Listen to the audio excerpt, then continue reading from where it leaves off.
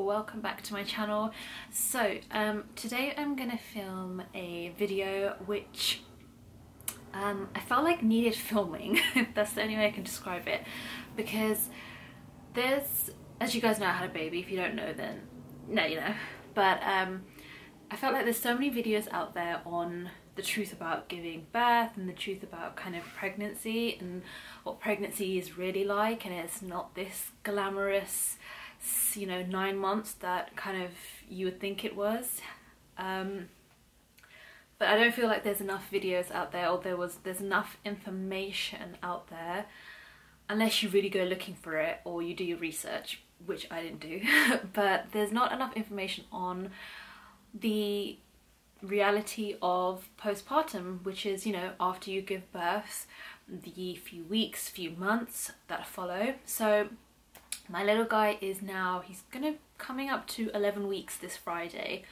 So I wanted to make this video because there's a lot of things that happened to me that I want to make you guys aware of. Obviously, if you're kind of at that stage, or you're due to give birth, or you're pregnant, or you're thinking about getting pregnant, or whatever else, and you know, everyone's pregnancy, everyone's labor, everyone's postpartum recovery, everything is going to be different to the next person's. You know, if I compare notes with people I know or my mum, it's going to be completely different.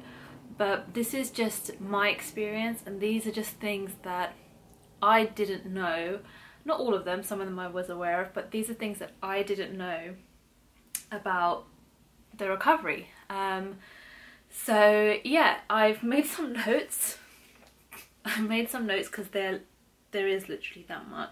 If for you, those of you guys who didn't watch my previous video, which is my labour and delivery story with my husband and my little baby, I had a assisted delivery and I had an episiotomy.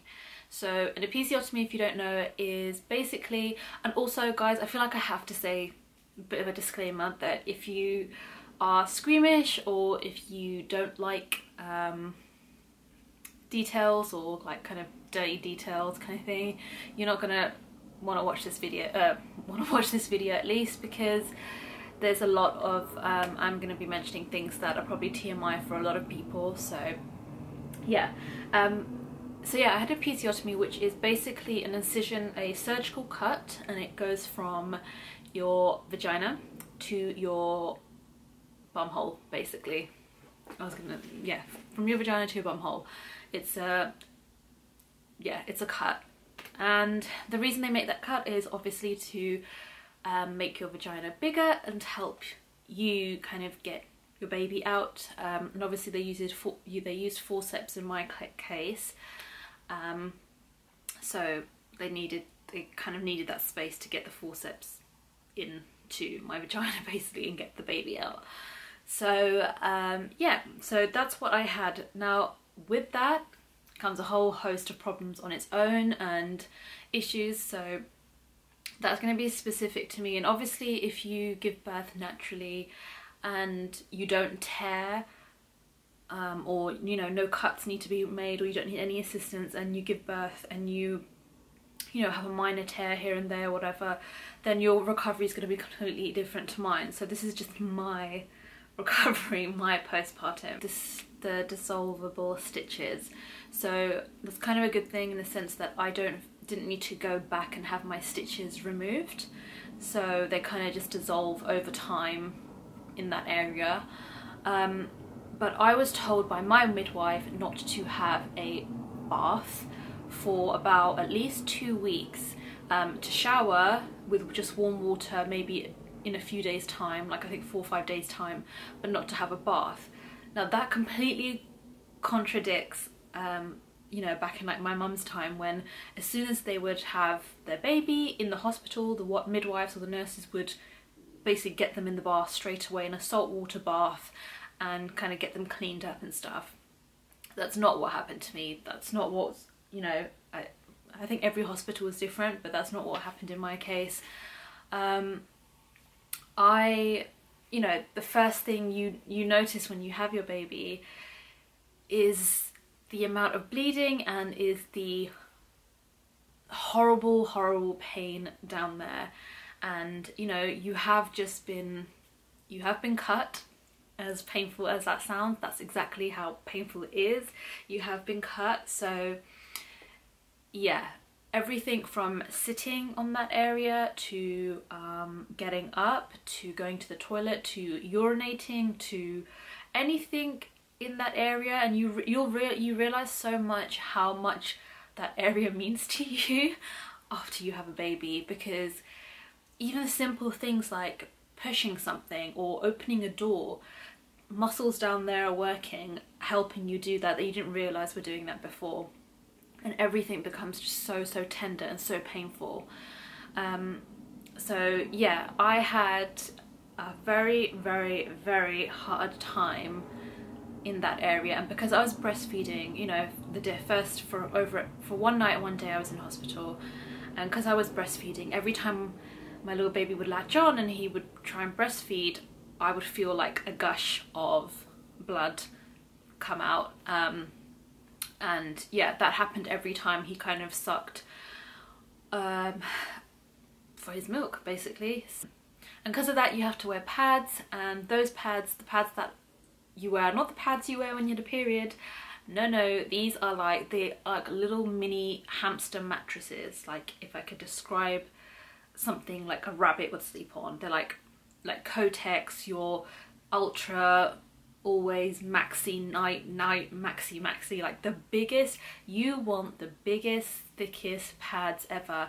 And also, get underwear, buy yourself disposable underwear, or you know, the hospital obviously give you some straight away after, you know, the whole thing, but disposable underwear will be your best friend, because you will literally not be able to control your flow, your blood flow, anything like that. So I was having to wear 2, sometimes 3 huge thick pads at a time, like layered on top of each other, and still I was having accidents.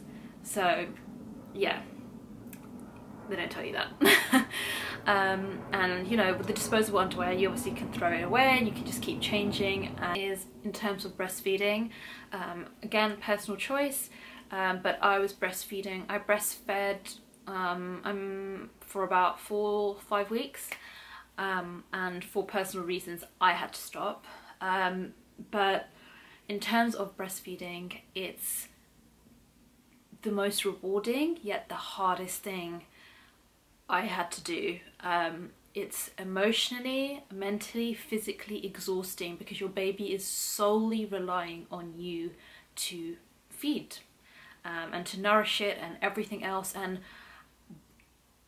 while that is such the most amazing feeling, I can't tell you, it's the most amazing feeling anyone can give you, it's also very demanding and hard. And when you are literally coming out of, you know, an operation, because that's what it is, you're bleeding, you're cut, you're healing, you're, you know, all that, you're prone to infections, you're recovering, you're still bleeding. It's very hard to maintain that and to keep that up, if that makes sense, and very hard to find the energy to keep doing that and to sustain doing that and do it as the best you can and still be happy mummy. So yeah, breastfeeding is not easy, and it's definitely a personal choice, and just don't let anyone make you feel like you are not giving your baby the best, and you're not doing the best you can. So as long as you're happy, your baby will be happy. The worst thing you can do is make yourself miserable and upset and depressed, just because midwife number 1 here tells you that this is the way you need to feed your baby.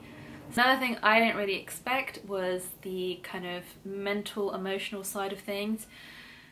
The minute I gave birth, for a good 2 weeks, 2 to 3 weeks, I was literally so sad. It's so weird, because I was the happiest I had been, but I was also the most unsettled.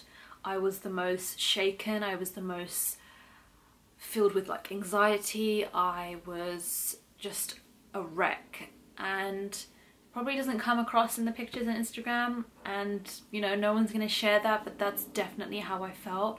I felt so fiercely protective over my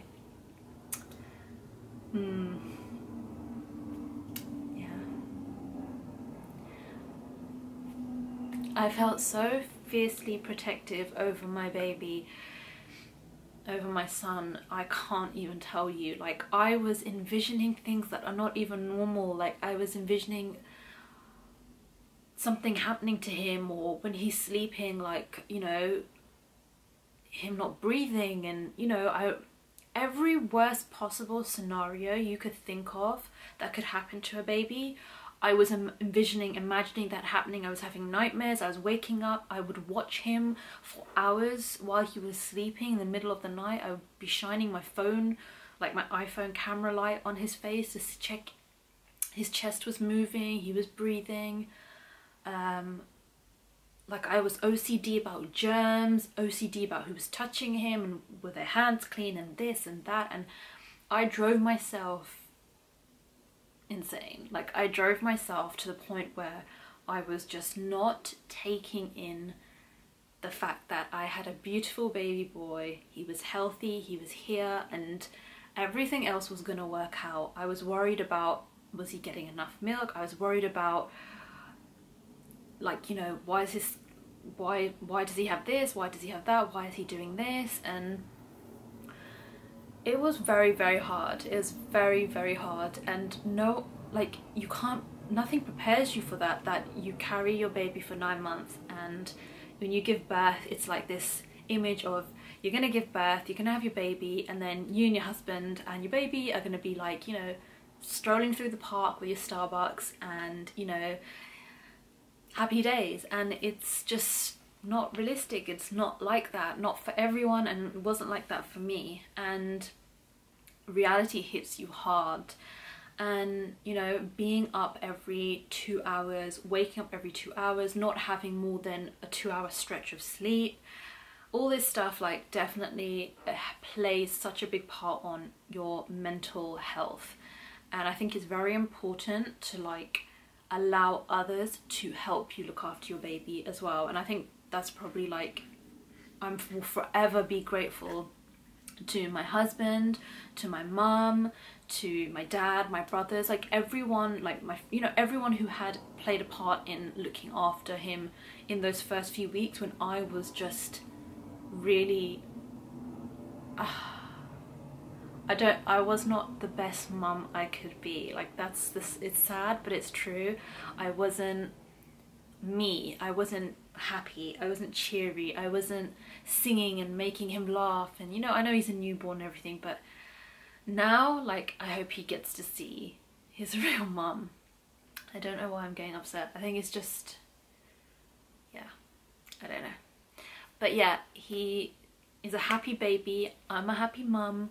And that reflects, like, that you bounce off of each other. And I don't think that's, like, you know, the first few weeks after giving birth, it's normal to feel that way, and no one tells you that it is. And, you know, but it is, it's normal to feel these emotions. It's normal to be scared. It's normal to be worried if you're being a good mum, if you're doing a good job, all these things. And eventually you'll find your rhythm, and I've definitely found mine.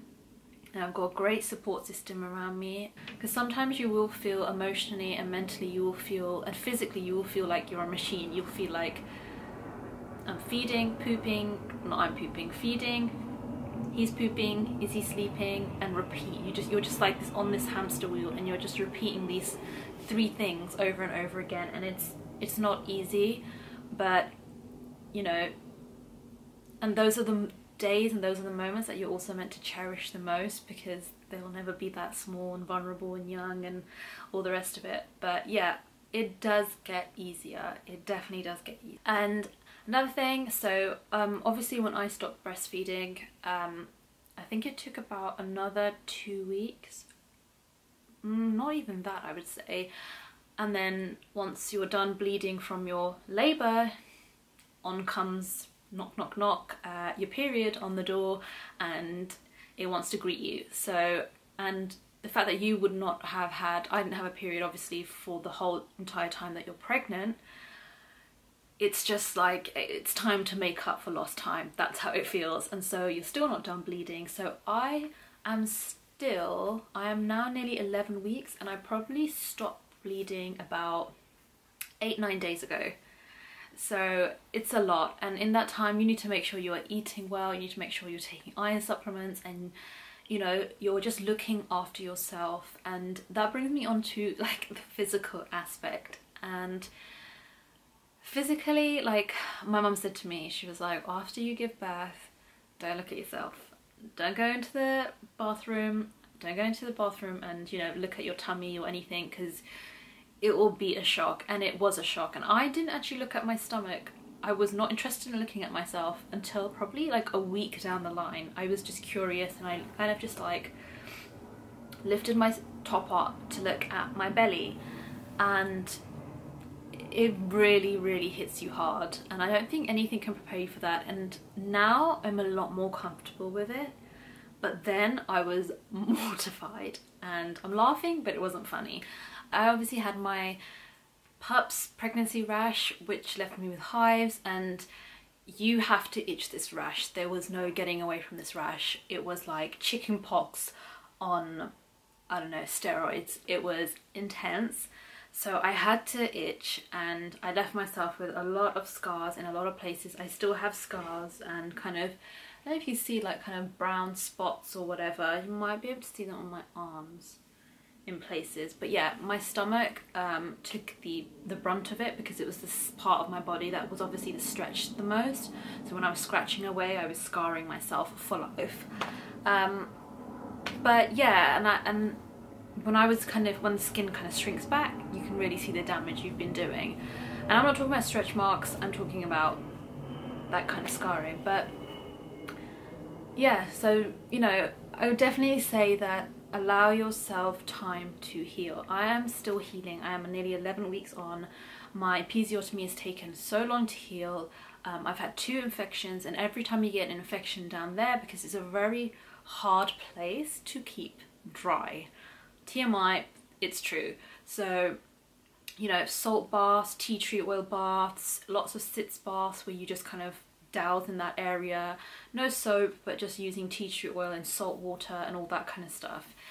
So yeah, far from glamorous, far from easy, but it's a dedication. Like, you have to allow your body to heal, to allow itself to heal. You know, now my stomach has gone down a little bit more, but don't be like, I'm still at a stage where I look 4 or 5 months pregnant, or 4 months pregnant. I look, you know, a couple of months pregnant still. Let me show you guys actually. So this is still my belly, and it's very loose and it's very flabby. And I will actually show you, you know what, while we're doing this video, let's get real. So this is my belly right now. So you can see we have a lot of loose skin. That's actually a tattoo that has stretched so much, but we have a lot of loose skin. My belly button has gone almost like really dark and black. And you can see this skin difference, the color in my skin. So this is where I had the rash. So because of the rash, I was scratching a lot here, and it was all here, and that's why this skin here is darker than kind of up here. Stretch marks, there we go.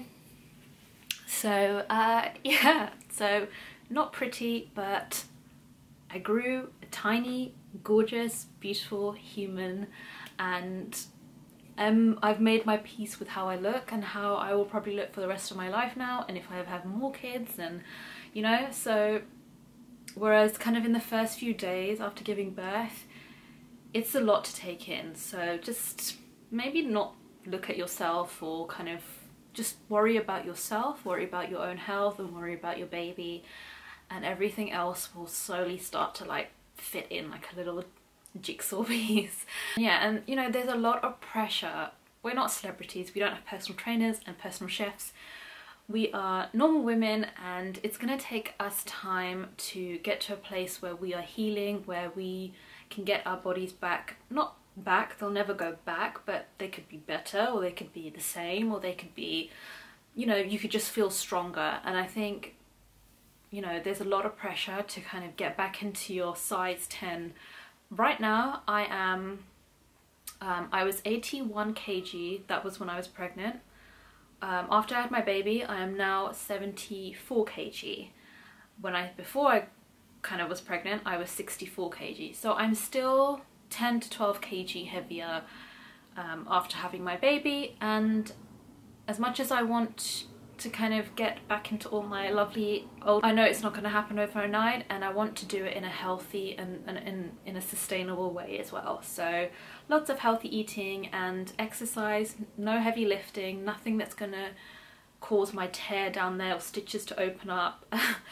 So it's all very kind of light walking and just healthy eating and lots of good food. I think no one really tells you about is dental pain. I know it's quite common, but I'd never heard of it. Obviously my little baby, he took up all my good stuff, all the nutrients, all the calcium, everything that I was having over the 9 months, you know, thankfully it all went to him and he's healthy. But as a mummy, you kind of get left behind, so you know, that's where kind of like you're more susceptible to kind of backache and, you know, kind of dental pain. So a trip to the dentist is a must, and I have mine next week hopefully. And then probably the thing that has affected me the most, and I've had it since giving birth, because of the amount you are pushing, and you're using the same muscle to push as you would if you were going for a poo. That's the same kind of area you push and the muscles you use to push when you are pushing through your contractions. And because nothing's coming out and you're pushing so hard, and as a result you have piles or hemorrhoids, but I just call them piles, and they are kind of like blood vessels that have kind of burst blood vessels, I think. But yeah, you can research about piles. That happens, so that's not fun, and you get constipated, and it hurts to go to the toilet, it hurts to go for a poo, and you're scared to go for a poo because you think your stitches are going to open up, and then that causes you more problems. And yeah, so an anal fissures, I think fissures or fissures, basically it's a cut in your bum hole, and it's extremely painful, and it makes going to the toilet literally like the worst thing ever, to the point where I would actually say the recovery has been so much harder than giving birth, because it's like a little bit every day, if that makes sense. It's like that intense sharp pain every time you go to the toilet, but every day for the last nearly 11 weeks. So I was unfortunate enough to have both piles and anal fissure, and for that you're going to be given stuff to stick up there, creams, tablets, you're going to be given laxatives, you are going to spend a lot of time in the toilet, and you're going to have, you know, I still have, if I stand for longer than 15 minutes, I have a very heavy dragging feeling, as if I've got like a brick in my underwear. So yeah, hopefully that will go. I'm on a lot of medication for it actually. This whole bag contains medication that I'm taking, and that brings me on to one of my best friends, and this is basically still got the label on it, this is a memory foam cushion, and this is a lifesaver, especially after you give birth. I would suggest getting one of these, even if you don't have piles or fissures, or you're lucky enough to get away with that. This will just make sitting on anything, even a bed, you know, a chair, whatever, breastfeeding so much more comfier. And yeah, this little cutout bit goes where your bum is, and it just alleviates all the pressure there. So yeah, my best friend right now. Nice to be aware of all these things before, and I think a lot of it had to do with, you know, my lack of research. And it's one of the reasons I wanted to make this video, because I definitely wish I had done my research. The information is out there, it's just not as obvious or in your face as information about what childbirth is like or what pregnancy is like.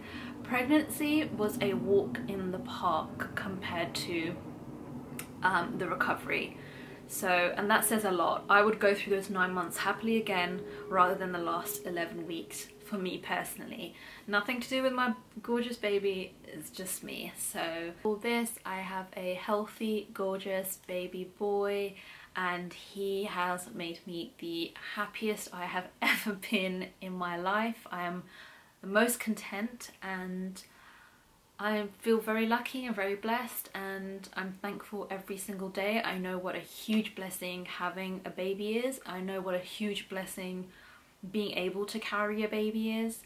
So it's all about kind of just keeping that in the forefront of your mind when all these things, you're going through all these roller coasters and emotions and physical changes. So but yeah, I just want to say thank you so much, guys, on my last video, my labour and delivery story. It was so well received, and I'm really glad I've shared that with you guys, because you guys have been following me on my journey through my pregnancy, through the highs and lows, and it means a lot to have you guys support. Like, it's lovely. And yeah, I hope you guys have all been well, and I can't wait to make videos. And also, side note, this is pretty much the hairstyle you will live in as a mum, the mum bun, and this amount of makeup, your nails done like I've done, like it's only today that has happened for me, so don't worry, like that's not normal. It's normal to literally have baby sick and to look literally like you're the walking dead. So I don't want anyone to have unrealistic expectations of what you should look like, or how you should be looking after yourself. Not for a long time, and not unless you've got, you know, 10 people around you to look after your baby, and even then you don't want them to look after your baby because you won't look after your baby. But yeah, anyway, I'm blabbing, so I'm gonna go, guys, and yeah, I'll see you guys in my next video. And follow me on Instagram if you're not. I'm also snapping away. I'm actually so addicted to Snapchat. I don't know where I've been. Like, I'm like 10 years late, but I have an excuse, my baba. But yeah, I'll see you guys in my next video. Bye.